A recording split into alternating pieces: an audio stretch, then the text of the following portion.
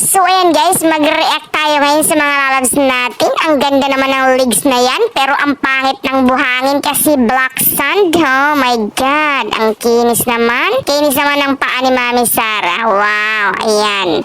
At si Miss Bayuni, sila pong dalawa yung napili yata sa Philippines laban sa ibang bansa, di ba? Wow, ang swerte naman. At marami siyang giveaways. Wow, ang ganda naman. At syempre si Primo, tingnan mo si Primo. Mukhang nakakaawa si Primo. Siguro gusto niyang gumala, pero wala siyang magawa kasi busy daw yung nangnang niya palagi. Oh, normal lang yun, Primo. Busy siya sa erog niya, okay? Kaya huwag ka nang mag-alala. Bawal ka laging isama. Baka mag-kiss sila, makikita mo. Huwag ka daw marites. At yung Sara liit natin, ayan. Ano kaya yung kinukulit niya dyan? Nako, Mara, bakit ang kulit-kulit? Nasaan kang lugar?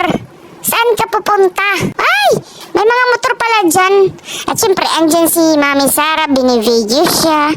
Talaga namang paragala na tong batang to kung saan-saan nakakapunta. Ibang klase naman talaga siya. At syempre, sinamahan siya ng Mami Sara natin kasi syempre gusto talagang magala-gala nitong batang to eh. Ayaw maburing. Tingnan mo, napakagaling na niya maglakad, no? At mahilig na siyang tumakbo. At siyempre si Sir Vince, wow. Sino kaya tong nagpa-picture sa kanila? Siguro mga tita niya ito.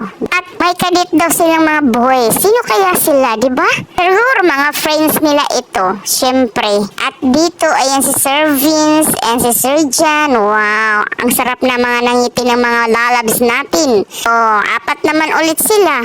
Nag-i-enjoy lang naman talaga yung mga lalabs natin. At sabi dito, si Sunshine na lang daw ang kulang. Oo naman, kasi ang gagwapo naman nila, di ba? At ayan, siyempre, nag-enjoy lang talaga sila. Siguro, ilabas din nila yung aso nila para hindi maboring sa bahay like Primo, di ba? Yan.